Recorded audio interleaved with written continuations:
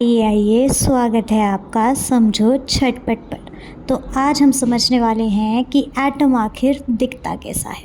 अब पिछले चैप्टर में आप इतना तो जान चुके हैं कि जो एटम है वो होती है एक फंडामेंटल यूनिट ऑफ मैटर और इसको फर्दर डिवाइड नहीं किया जा सकता, और ऐसा बोला था हमारे जॉन डेल्टन महाराज ने।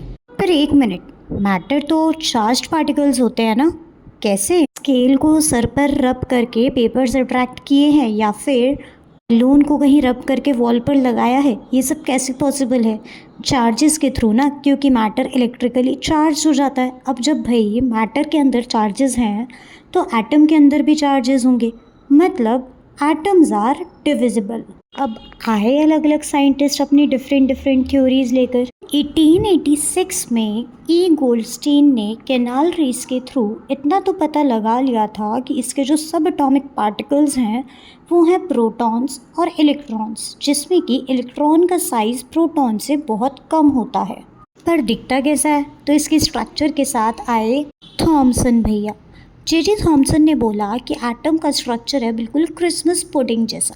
अब आप लोगों ने पुडिंग खाई हो या ना खाई हो, तरबूज तो खाया होगा, तो उससे भी कंपेयर कर सकते हैं।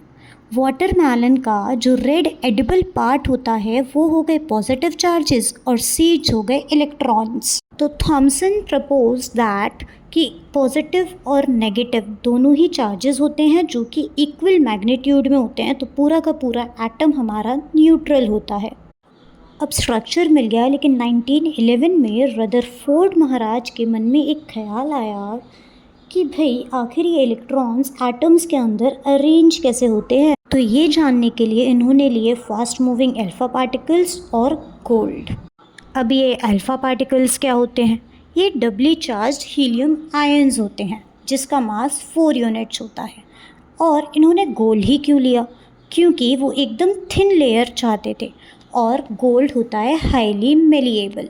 अब इन्होंने alpha particle scattering experiment observe किया और देखा कि ज़्यादातर अल्फ़ा पार्टिकल्स सीधे चुपचाप गोल्ड फॉइल से पास हो गए, मतलब ज़्यादातर स्पेस एटम के अंदर बिल्कुल मेरे भाई के दिमाग की तरह खाली है।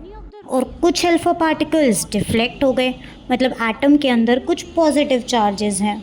12,000 में से एक रे वापस अपने रास्ते आ गई, मतलब सारा का सारा पॉजिटिव चार्ज और मास एक बहुत ही छोटी सी वॉल्यूम में कंसंट्रेटेड है। बाय दिस अर्नस्ट रदरफोर्ड ने कंक्लूड किया कि जो न्यूक्लियस है वो होता है पॉजिटिवली चार्ज और जो कि एकदम सेंटर में होता है, और इलेक्ट्रॉन्स रिवॉल्व करते हैं न्यूक्लियस के अराउंड। न्यूक्लियस बहुत ज़्यादा छोटा होता है एटम से। पर इसमें भी एक गड़बड़ है। अगर कोई पार्टिकल घोड़ा चमाटका ही खेल रहा है, मतलब झूम बराबर झूम कर रहा है, तो वो एनर्जी लूज़ करेगा, और जब वो एनर्जी लूज़ करेगा तो वो न्यूक्लियस में ही गिर जाएगा। तो मॉडल में कुछ तो घोटाला है। अब इस घोटाले को क्लियर करने आए नील बोहर साहब। इन्होंने बोला कि भाई देखो, जो इलेक्ट्रॉन्स होते हैं वो रिवॉल्व करते हैं अपने स्पेशल ऑर्बिट्स में, जैसे सोलर सिस्टम में प्लैनेट्स रिवॉल्व करते हैं। जब इलेक्ट्रॉन्स रिवॉल्व कर रहे होते हैं तो वो कोई भी एनर्जी रेडिएट नहीं करते। अब इन भाई साहब को देख रहे हो? हाँ, ये हैं जे चैडविक साहब।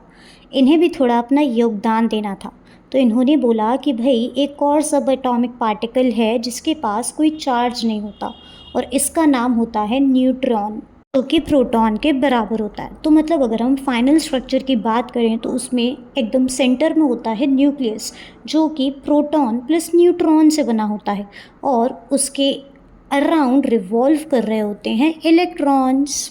इतने मॉडल्स फेल होने के बाद हमें फाइनल स्ट्रक्चर तो मिल गया। अब अगर आपको आइसोबार्स, आइसोटोप्स, इलेक्ट्रॉनिक कॉन्फ़िगरेशन जैसे टॉपिक्स को समझना है तो क्या बता दो कमेंट्स में।